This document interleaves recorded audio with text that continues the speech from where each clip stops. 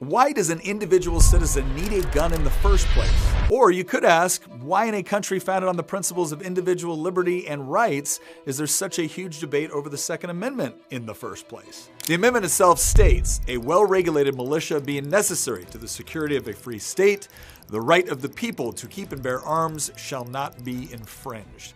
Now, critics argue that the Founding Fathers never intended for the Second Amendment to apply to individuals. And today, many politicians and political activists try to claim that well-regulated means government regulation, and that the word militia means that only those serving in a state militia have the right to keep and bear arms. But when we look back at the debates over the Constitution and the Bill of Rights, a few things show up. For starters, the American Revolution was fresh in the minds of the Founding Fathers. They knew that an armed populace was instrumental in securing America's independence. What's more, the notion that the Second Amendment was solely about militias doesn't quite hold up when you dig into the writings of the time. Take James Madison, the father of the Constitution and one of the chief writers of the Federalist Papers. In his own words, he explained that the right to bear arms was an individual right, essential for the personal and collective defense of America.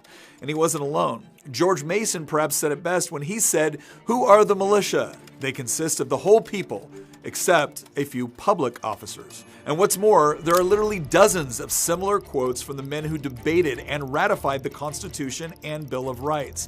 Virtually all of them recognized that the Second Amendment conveyed an individual right to keep and bear arms. The reason for this is actually quite simple. Because the Founding Fathers recognized that rights are, by their nature, something that only individuals can exercise. Because many of the same politicians who claim that the Second Amendment doesn't protect an individual's right to keep and bear arms also believe that some rights only belong to groups of people. But the concept of group rights runs into some major problems, because it suggests that a group collectively holds rights or privileges that an individual cannot have. But this just begs the question, if a group of people can collectively hold rights that an individual doesn't have any claim to, then where on earth did the right come from in the first place? Consider this. When we talk about the freedom of speech, religion, or assembly, we don't frame them as group rights.